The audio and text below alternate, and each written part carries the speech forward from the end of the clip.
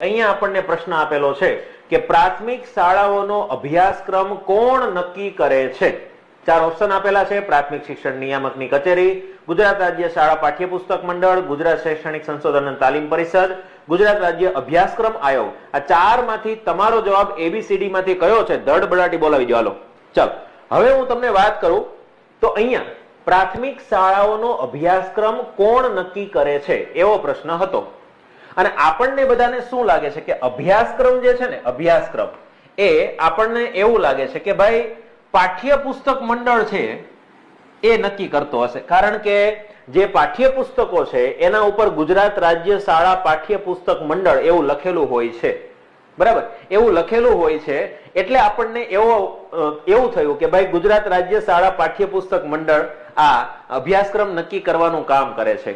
પરંતુ મિત્રો અહીંયા થોડીક એવી ચૂક થાય છે. આપણે આ અગાઉની પરીક્ષામાં પૂછાઈ ગયેલો છે ને આન્સર કી ની અંદર જે જવાબ છે, પ્લસ હું જાણું છું એ મુજબ પાઠ્યપુસ્તકનું જે પહેલું પેજ હોય એની ઉપરની સાઈડ લખેલું હોય છે અને એમાં જે નોંધ કરેલી હોય છે, લખેલી નોંધ, એ લખેલી નોંધ પણ વાંચવી પડે છે. નીચે ખાલી ગુજરાત રાજ્ય પાઠ્યપુસ્તક મંડળ એવું લખેલું હોય, એના દ્વારા ખાલી પ્રિન્ટિંગ થાય છે. એના દ્વારા જે ખાલી પ્રિન્ટિંગ થાય છે, કિંમત નક્કી થાય છે.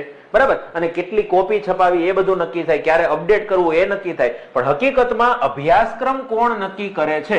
તો સાચો જવાબ આવશે ગુજરાત શૈક્ષણિક સંશોધન અને તાલીમ પરિષદ. બોલે તો આને GCERT કહેવાય. શું કહેવાય? GCERT.